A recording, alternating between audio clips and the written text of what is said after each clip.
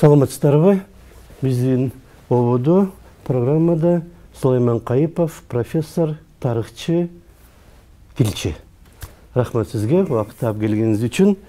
Мына жакында Астанада көчмөндөр оюну бүттү, аяктады. 5-чи оюн, кийинки оюн 2 жылдан кийин Кыргызстанда болот деп айтылып атат. Бул оюнда Астанада казак бордоштор 1-чи орунга чыкты. Жалпы неме боюнча, медальдардын немеси боюнча, саны боюнча 40тан ашык алтын медаль алыптыр. Кыргыздар 20га жакын медаль алып атат, алтын медаль. 2-чи орунда, бирок кыргыздар ордо боюнча 1-чи орунду алды. Жорго салыш боюнча 1-чи орунду алды. Ушулардын ордонун кандай эмеси бар, мааниси кыргыздар үчүн? Ордо оюнунун. Эми мынабу койдун эчкинин чүкөсү, анан кийин уйдун томпою менен дүйнөдө көп эле эл ойнойт. Ойнойт, жанагы чийип алып туруп, ар жактан бер жакка атып өткөрүп ойнойт. Же аны менен төлгө салат, чүкө мененчи. Ошондой оюндар дүйнө элдеринин баарында эле бар. Чүкө менен жалгыз эле биз ойнойбуз деген туура эмес. Бирок ордо, биздеги ордо түрүндөгү оюн эч жерде жок. Түркияда Авшар деген бир топ бар. Ошол топто илгери болгон деп айтышат, бирок алардын оюнун реконструкция кылган эч ким жок. Себеби ошо тегерек чийип алып ойногонун көрдүм эле дегендер эле бар да, маалыматта ошондой бар. Бирок дүйнөдө эч ким Кыргыздан башка ошо чегара кылып, мамлекеттин чегарасында кылып чийип алып, анан кийин аны басуунун эрежесин иштеп чыгып, анан ортого, так ортосуна 12 таман болот. 12 тамандан так ортосуна ханды коюп, анан анын айланасында чүкөлөрдү тизип, мисалы үчүн 4-4төн 8 киши ойной турган болсо, айталы 3төн чүкө салсын. 3төн чүкө болгондо 24 чүкө болот. Ошону тегерегине айландырып, тизип коюп туруп, анан кийин чүчүгүлак кармашканда ким биринчи болсо, ошол атат. Ошол атат деп коет, терминдин өзүн карабайсың, атып, анан кийин чүкөнү чыгарыш керек. Максат ошо тизилген чүкөнү чыгарыш керек да. Эгерде қан чыгып кете турган болсо, анан таламайга түшөт, калгандары таламайга түшөт. Кокусунан кан чыгып кетиши мүмкүн атканда. Же болбосо бирөө мейлеп туруп атайлап атып чыгарып жибериши мүмкүн. Памир кыргыздарында бизде жөн ата берет, бирок Памир кыргыздарында канды аткандан мурда сурайт. Каныңдын паанайы кайсы дейт. Канды ата турган өңүтү кайсы жер деген сөз да. Анан мынау жерде эң татаал жерди көрсөтөт. Ошол жерден атыш керек. Ошол жерден атыш керек. Себеби ал хан, аны оңой эле жерден атып алганга болбойт. Ошон үчүн ошондой кылып атат. Эгерде ошондо чыгып кете турган болсо, ортодогу чүкөлөр таланып алынат да. Анан кийин хан таламай деген сөз бар эмес? Хан таламай деген ошол талайт, талап алат. Бизде ким канча алса алып калат, бирок Памир кыргыздарында чүкөнү алгандан кийин эсептейт. 3-түк менен эсептейт. Биз азыр 10-дук система менен эсептейбиз да. Биз азыр 10, 20, 30, 40 бул 10-дук система менен. Ал эми ордодо ушул эң эски эсептөө системасы болгон 3-түк система менен. 1-3, 2-3, 3-3, 4-3 деп эсептейт. Упай деп татайт го 3 менен. 3 нерсени чогуу. 3 чүкө да, жанагы чүкө же болбосо ашык деп коет. Анан кийин ошол 3төн эсептеп туруп, 1-3, 2-3, 3-3 деп, анан сенде 3-3 бар экен, мында 1-3, мунку такыр жок экен деп туруп, ошону үйлөштүрүү эрежеси бар. Жана бир эле киши баарын талап алып эле, анан чөнтөгүнө салып, бул меники дей албайт да. Талап алат баарын, бирок бул меники дей албайт. Анан өзүнө тиешелүүсүн, мыйзамдуусун алып калат дагы, калгандарын берет. Себеби бул жерде чоң философия бар да. Калгандар дагы жашаш керек, калгандар да ойнош керек дегендей кеп да. Бул өзү кыргыздын өзүнүн турмушунан келип чыгат. Мисалы үчүн мергенчиликке барганда бир киши атат да, мерген бирөө эле. Жанында санчы дегендер болот. Ошо санчылар эң чүйгүн жерин ошо санчылар алат. Анан келетканда Шыралга дегенде бериле турган кесип ар бир сураган кишиге берип кесип берип келе бере турган мүчөлөрү болот. Анан мергенчинин өзүнө келгенде ошо элге тийген эле бир кичинекей бөлүк калат. Себеби жаратылыштагы баягы даяр нерсени алгандан кийин бул меники, мен атып алдым деп эле үйүңө алып барып жалгыз жеп отура бербейсиң да. Колдогу нерсени бөлүшүш керек. Мына кыргыздын эң гениалдуу ушул идеяларынын бирөө ушу да, колдогу нерсени бөлүшүш керек. Колдогу нерсени бөлүшүш керек деген кеп да. Мына ошол ордодо да бар да, Памир кыргыздардын ордосунда ошол түшкөнү алып алсаң дагы анын калган бөлүшүшүң керек. Себеби оюн же болбосо өмүр уланышы керек кайтып да. Ошон үчүн бул ордо оюнунун мааниси өтө чоң. Дагы бир жагы ордо абдан уюшулушу татаал оюн. Бул жөнөкөй эле мындай түшкөлөрдү домпой менен ата берген оюн эмес. Биринчиден чийиш керек, теп тегерек кылып чийип, анын борборун, так борборун табыш керек. Ал чийин жөнөкөй чийин эмес. Аны мындай каалагандай баса бере турган чийин эмес. Ал сакральный чийин же болбосо ага сый урмат көрсөтүлүп басылат. Себеби анын басынын эрежеси бар. Мындай кылып басканда илгери бутуң илгери кетип калса, оюн жыдыйт. Жыдыйт дегени ошол жолку ата турган укугуңдан ажырайсың да. Атпай каласың, жыдыдың дейт. Чыгарып коет. Ошентип мамлекеттин чегарасындай ыйык.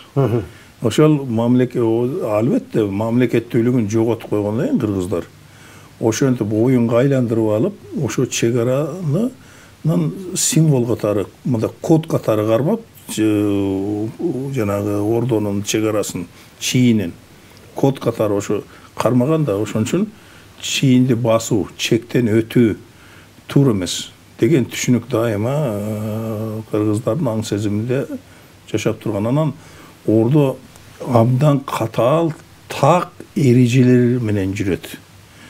Ошол эрежелерди аткаргандын өзү дагы адамдарга чоң тарбия берет да. Эрежеге көнүү, оюнду эрежеси менен ойноо деген бар да. Оюндун эрежесин бузган киши, же оюнда чычалап кеткен киши, же оюнда көтөрө албаган киши, оюндун жүгүн көтөрө албаган киши, ал тарбиясыз киши, ал мындай бир кемчилиги бар киши деп эсептелген. Оюнда чычалабаш керек, анан кийин көтөрө билиш керек, анан эрежелерди тагатыш керек. Мисалы үчүн сынган кылычта бар эмеспи? Кыраан баспа дейт. Кыраан баспа деген баягы чекти жаңылыш басып жибербе деген кеп да. Кыраан баспа. Себеби оюнду так ойноо, эрежесине салып ойноо, эрежесин бузбай ойноо, анан ошого психологиялык да, физикалык да жагынан, маданий жагынан даяр болуу дегендин өзү кыргыздын максаты болгон да бул. Мына ошол оюндарды ойноп жүрүп, башында албетте ордо турат. Ошону ойноп жүрүп, стратегиялык ой жүгүртүүсү, тактикалык ой жүгүртүүсү, анан кийин тарыхый эс тутуму, ал эмес мамлекет жөнүндөгү түшүнүк болуп атпайбы? Хан бар, чегара бар, солдаттар бар, алардын ортосунан өтүү эрежелери бар. Мына ушулардын баардыгы мамлекет жөнүндөгү кыргыздардын түшүнүгүн жоготпой, өлтүрбөй, жоюлуп кеттирбей сактап турганда. Бул оюндун өтө мааниси чоң. Рахмангул хандын Абдулмалик деген сүрөтчү уулу болгон, раматлык. Ал абдан акылдуу, жакшы киши болгон, көп нерсени эсинде сактап жүргөн киши да. Анан ошол ордо жөнүндө бир кызык нерсени мага айтып берген, мен жазып алгам да. Биз ордону дейт, Памирде тынбай ойнодук дейт. Ордо эле ойной берчүбүз дейт. Ордо ойнобогон күн болбойт дейт. Анан кийин илгери дейт, кайсы бир убактарда 50-60 жыл мурдабы бир араб саякатчысы келип көрүп кеткен экен. Ушу Памирди кыдырып, анан кыргыздарга да келип жүрүп кеткен экен. Андан кийин 40 жылдан кийин анын окуучусу келиптир. Келип анан Памирди барып келдиңби, кандай келдиң десе, анан айтып баарын айтып отчетун берген го. Бергенден анан ошол жерде мындай тегерек кылып чийип алып, чүкө менен ойногон эл бар эле. Ошолор десе, кыргыздарбы? Ооба, алар азыр деле ошентип ойноп атат дептир. Десе, анан мугалим айткан экен, анда ал эл жоголбойт деп. Көрдүңүзбү? Эмне үчүн? Себеби ошону карап отуруп, ал Илимпозда. Илимпозда карап отуруп, ошонун маанисин, маңызын, ордонун түшүнүп кеткен араб окумуштуусу экен да. Кийин окутуучусуна ошентип айткан экен. Мына Малик эке ошентип айтчу да, ушундай деген экен. Биз эми ал жоголот жоголбойтун билбейбиз, бирок аябай ойнойбуз деп айтчу. Азыр мына Ванда Улуу Памир айылында азыр деле ойношот, ошо мурдагыдай ойнойт. Бирок алардыкы жөнөкөй түрү бар, ордонун татаал түрү бар, балдарга үйрөнө турган түрү бар. Анан кийин бабалак деп коет. Томпой менен. Анан бизде абалак деп коет, аларда бабалак дейт. Жанагы кесип алган. Мүйүздөн кесип даярдап алган нерсе. Ал бабалак менен ойногон баланын иши деп коет. Жана томпой менен чертиш керек. Оң томпой менен ошо черткенде таза чертиш керек. Топуракка шилебеш керек. Чыр этип чымчыктай учуп чыгыш керек да, жанагы чүкө черткенде. Ошондой так анан кийин абдан жакшы ойун ойнойт. Эми алар азыр Түркияда жайып жиберди бул оюнду. Америкада кыргыздар Америкада жайып атат деп угам. Россияда да бар экен, башка өлкөлөрдө да бар экен. Казакстанда да балким бар чыгар, бирок казактарда бул оюн жок. Илгери болгон эмес. Болгон эмес, ушул кыргыздарда болгон. Бу кыргыздын маданияты өтө кызык да. Мисалы үчүн Манас бизде бар, Манасты билбеген бир да кыргыз жок. Айга барсаң дагы ошо бир кыргыз таап, Манас ким десең айтып берет. Бирок биздин бир тууган түрк элдеринин эч биринде Манас жок да. Бирок бардыгында Деде Коркут бар, Көроğlu бар, Алпамыш бар, үчөө тең бизде жок. Кызык да бул азыр ушундай, кыргыздын маданияты ушундай. Анан мынабу көчмөндөр оюну жөнүндө сөз болуп атпайбы? Негизгиси ушу көчмөндөр оюнун баштап бергендин өзү кыргыздын бул тарыхтагы чоң вазифасын аткаргандыгынын бир белгиси да. Көчмөндөр оюну билет, дүйнөдө окумуштуулар билет. Номад деп коет, номадтардын цивилизациясы деген бар, номадтардын маданияты деген түшүнүк бар, көчмөндөрдүн маданияты деген сөз да. Анан бирок ошону конкреттүү түрдө көрсөтүп, оюндар аркылуу, көчмөндөрдө оюн негизги. Ошо оюндар аркылуу ошону көрсөтүп, анан дүйнөгө мындай деп көрсөткөндүн биринчи өрнөгүн кыргыздардын көрсөткөндүгү, анан мына Алматыда, Астанада болгондой эле ошо көч баштап, көчмөндөрдүн оюнун көч баштап чыгып аткандыгынын өзү бул кыргыздардын мына соңку жаңы тарыхтагы өзүнүн миссиясын аткаргандыгынын бир белгиси да. Себеби көчмөндөрдө оюн негизги. Ошо адамдарды тарбиялай турган, адам кыла турган, этносту сактап турган, адамдардын ден соолугун, акыл эсин, тарбиясын, ой жүгүртүүсүн, кабылдоосун, дүйнөнү кабылдоосун, анан жалпы эле генетикалык, тарыхый эс тутумунун баарын сактап турган нерселер ушул оюндар да. Бул көчмөндөрдүн оюну, анын ичинде кыргыздардын оюну, жана ордо баш болуп. Бул эми мен ошол Памир кыргыздарынын оюндарын бүт жыйнагам, изилдегем, ошонун негизинде айтайын. Кыргыздардын элдик оюндары башка түрк элдеринде параллелдери болгон жана болбогон оюндарынын бардыгы бул физикалык менен, анан рухий, же болбосо материалдык менен маданий, рухий менен физикалык гармониясы, экөөнүн барабар өнүккөндүгүн, бирдей өнүккөндүгүн көрсөтөт да. Мына ордо. Орда жанагы тарыхый эс тутумдан баштап ой жүгүртүү, сергектик, көрөгөчтүк, ыкчамдык, дем алгандан баштап, демалуудан баштап ошол бүткүл адамзатка керек болгон кыймыл аракеттин баардыгы ошол ордодо жасалат. Ошо кадамак дегени болот, эңкейип алып атат. Ошондо дененин оорлугу алдыңкы бир бутка түшөт.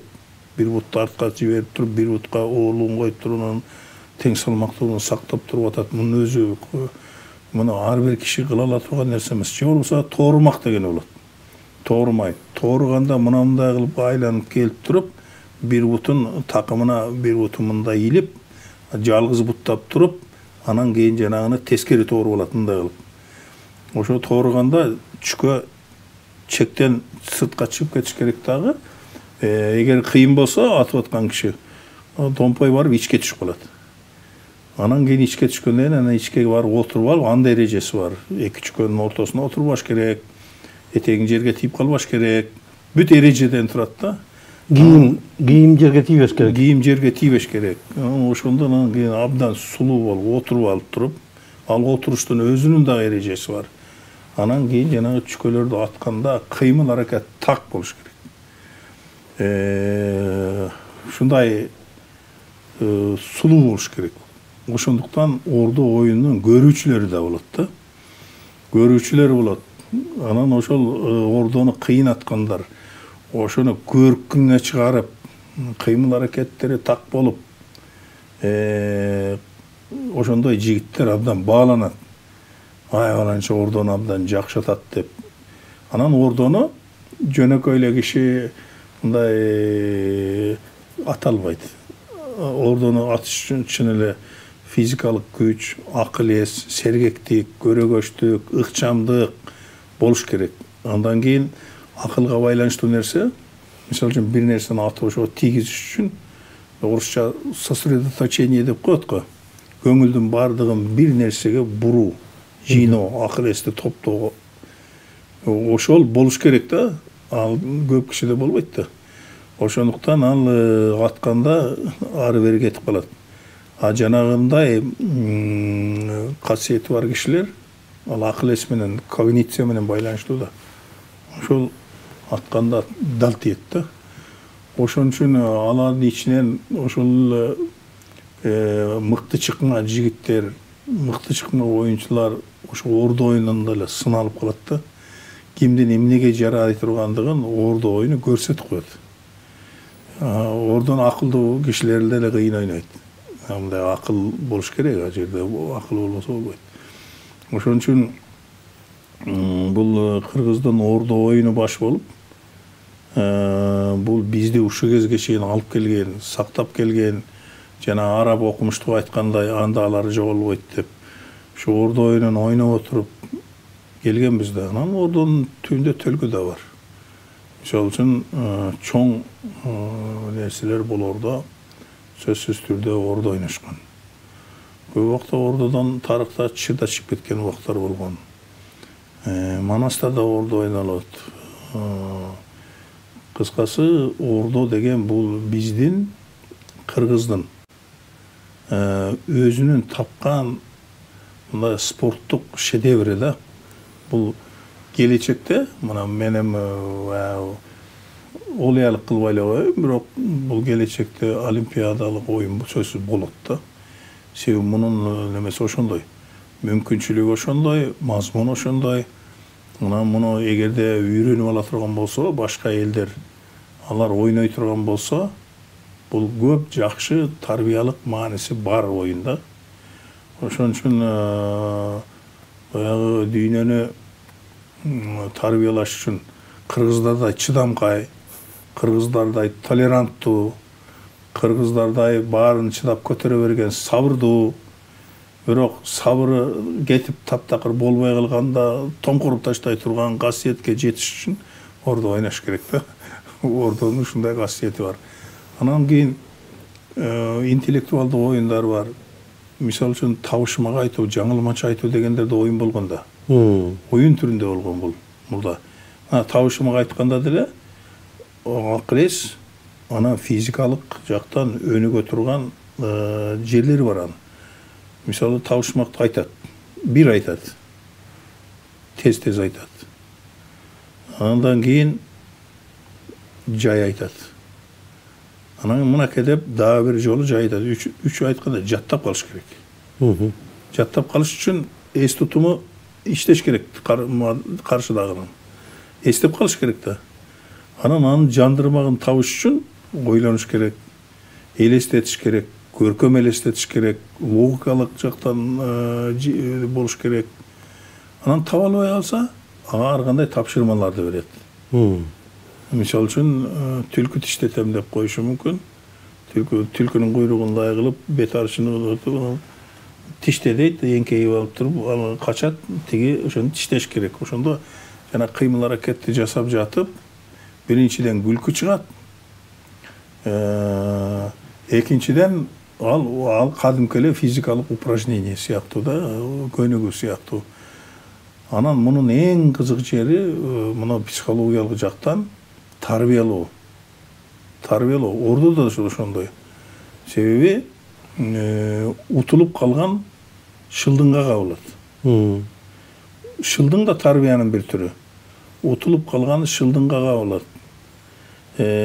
Абдан тең туштар бири-бирин орой шылдыңдайт. Качан төрөйсүң деген сөздөрдү айтышат. Иши кылып ошол шылдыңды көтөрө билгендин өзү биринчиден жеңилгенди кабыл алыш. Анан ага ылайыктуу шылдыңдарды, тамашаларды көтөрө билүүнүн өзү адамдарды тарбиялайт. Ошон үчүн чычалабайт. Чычалабай оюндун шарты ошондой деп. Эгерде чычалап кете турган болсо айтат. Ай, сен кандай немесиң я? Оюндун шарты ошондой да. Көтөрө алсаң ойно, көтөрө албасаң элден чык дейт. Ошон үчүн мына кыргыздардын калбат мүнөз болуп калганы, көп нерсеге чычалабаганы, аябай чыдамдуулугу, толеранттуулугу, сабырдуулугу ушул элдик оюндардан келет да. Мисалы үчүн мына жанагы көкпар оюнунда көкбөрү деген сөз эми ал көкбөрү бир оюн болчу. Биздикилер жасалма түрдө өзгөртүп жанагы тайгазан деген жер улак деп атап калышты кыргыздар көкпарды. Жер улак деген сөз жок, андай сөз жок да. Анан тайгазан деген да жок негизи да. Анан ушул жаңылык кылып ошо тайгазанды кошуп алышкан экен. Бирок бул аттын мүнөзүнө таптакыр каршы келет. Ат спортунда алдында тоскоол болбош керек. Эгер боло турган болсо, секирип өткөндө оңой эле буту тийип кетсе түшүп кала турган кылып жасаш керек. Чалынып кетпей турган кылыш керек да. Анан кийин бул астына тайгазан деп дүңкүйтүп коюп, анан ошонун үстүнө алып барып салып, эми бул жерден адамдар майып болот, ат майып болот, ат мокойт. Себеби ошого барганда токтоп калыш керек да. Атта үйрөнөт, анда да акыл бар да. Анан кийин бул тозок да. Андай болгон эмес. Тарыхта эч качан тайгазан деген сөз улакта болгон эмес, жок андай. Анан тайгазан деген бул ашта тойдо бир тайдын эти бата турган чоң казанды тайгазан деп койгон. Анан ошону алып келип улакка жармаштырып, анан тайгазан деп анан ошого ишенип алышып, ошону абдан коргоп, бизде тайгазан бар деп жүргөндөрү туура эмес. Муну бирок кирип кетти, анан эки башка түрү болуп калды көкбөрүнүн. Эми туура эмес да. Көкпар анан көкбөрү деп. Жаңылыштарды оңдош керек. Жаңылыштарды оңдош керек да. Анан биз тайгазан деп киргизип алганбыз деп эле анан адамдар өлөт да. Жылкы өлөт. Болуп атат. Бирок жылкылар көнүп калыптыр. Казактардын жанагы көкпар болгондо, көкбөрү болгондо тиги кээ бирлери секирип кетип атты, токтой албай. Кыргыздардын аттары, жылкылары токтоп калып атты, уже көнгөн. Токтогондо кээ бири учуп кетип, үчүнө түшүп калып атты. Ага да көндү. Учуп кетип атат. Эми мына Ошто бир качан мындан бир нече жыл мурда майып болду, майып болуп калбады. Эми ал спортто андай коркунучтуу нерсе болбош керек да. Калыстыкта үчүлүштүктөр кетип калды жана көкпар болгондо өзгөчө. Төрт болуп атты эле, анын эң аягында жанагыдай бир ооба. башында дагы болуп кетти. Тамашалап айтып коелу, эми бу казак туугандарыбыз ордо оюнун ойногон эмес да. Себеби оюнда чычалабаш керек да. Мен өзүмчө ошол ойлоп отурдум. Бул кандай болуп кетти? Бул өзү спорт болсо, оюн болсо, кыргыз менен казак ойноп атса. Анан кийин эгерде ушундай шарт болуп калса, кыргыз бирөөнү чабар беле баштанары деп ойлодум да. Кыргыздар чаппайт. Кыргыздар эч чаппайт. Чапса да казакты чаппайт да. Эч качан мүмкүн эмес да. А бирок казак жигиттер ошондой кызууланып, жеңилдик кылып жиберет экен. Эми тууганыбыз ошондой экен, эми тууганыбыз да кимибиз бар башка, ошо тууганыбыз ушундай экен. Анан жанагы неге эмне үчүн андай болгонун мен да көп түшүнбөй калдым. Эмне үчүн Кыргызстан менен Казакстан ойноп атса, калыс казак болуш керек. А кийинки көкбөрүдө кайра Кыргызстан финалда Кыргызстан менен Өзбекстан ойноду, калыс кыргыз болду. Эмне үчүн нейтралдуу бирөөнү чакырган жок калыс болууга? Эми бул уюштуруу жагынан ошондой деп чечсе керек, себеби буларды уюштурууда көп маселелер бар да. Мисалы экөө бир эле оюн өзү. Көкпар деп коет. Бизди көкбөрү деп коебуз. Же улак деп коет. Бир эле оюн. Анан эрежелери деле бирдей эле да. А бирок көкпар деп жанагынтип, анан кийин аны жер оюн деп атка коюп да бир не кылып койгондон кийин эрежелер өзгөрүп кетти болуш керек. Көкпар казактыкы, анан кийин көкбөрү кыргыздыкы деп эки бөлүп алгандан кийин кыргыздар көкбөрүнү жакшыраак билет, ушулар калыстык кылсын, казактар көкпарды жакшыраак билет, булар калыстык кылсын деп койсо керек. Бирок уюштуруу жагынан өздөрүнүн ошол убактагы бир кырдаалга жараша бир маселелери болгонго, ошону туура көрүшкөнгө. Биздин убактыбыз бир жарым мүнөт калды. Негизги жыйынтыкты эмне деп айтсак, улуттук оюндар, мына көчмөндөрдүн оюндары тууралуу? Негизги ой мына ушул. Бул кыргыздар 20га жакын алтын медаль алып келишкен экен, алтын алып келишти. Албетте бардыгын куттуктайбыз. Бирок кыргыздын ошол көчмөндөрдүн оюнун баштап, ошонун ана башы болуп чыгып бергендин өзү эле миңдеген алтындарга тете. Себеби бул кыргыздар тарых жаратты деген сөз.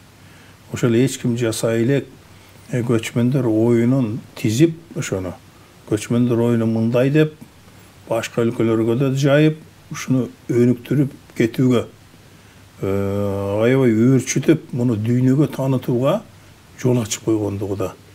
Ошондуктан кыргыз элинин, кыргыз спортчуларынын, кыргыз мамлекетинин, кыргыз адамдарынын, кыргыз маданият ишмерлеринин ушул чоң жеңиши бул өзү.